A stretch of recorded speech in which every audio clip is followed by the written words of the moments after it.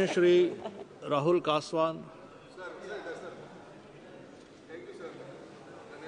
महोदय, मेरा आपसे कहना है सर कि फरवरी 2025 की 28 तारीख को राजस्थान के नॉर्थ वेस्ट पार्ट के ऊपर बहुत जबरदस्त ओलावृष्टि हुई।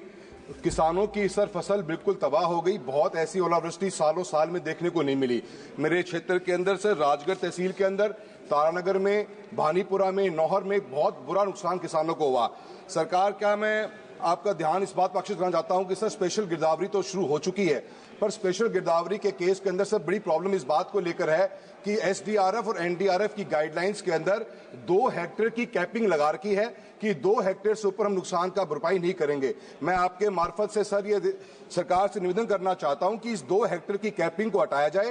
राजस्थान एक बहुत बड़ा क्षेत्र है सर, हमारा पर कैपिटा जो होल्डिंग है वो मोर देन 6 to 7 हेक्टेयर्स की आती है।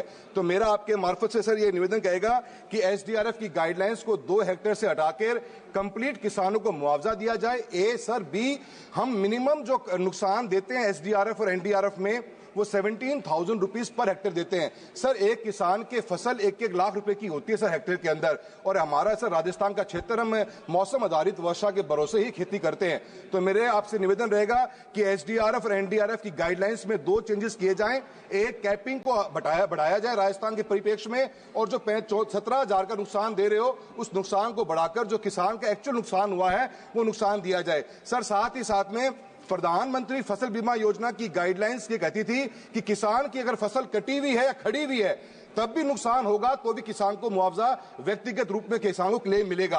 पर 2023 के अंदर प्रधानमंत्री फसल बीमा योजनाओं की गाइडलाइंस में चेंज कर दिया गया। अब सर खड़ी हुई फसल को हम उसके इंडिविजुअल लॉस में काउंट नहीं करते हैं। तो मैं सरकार से निवेदन करूंगा पीएमएफबीआई की गाइडलाइंस को दोबारा से रिवाइज किया जाए, और किसान की फसल खड़ी भी है और ओलावृष्टि के कारण नुकसान हुआ है तो उसका भी उसको मुआवजा दिया जाए, क्लेम दिया जाए, ताकि किसानों को उसका फायदा मिल सके।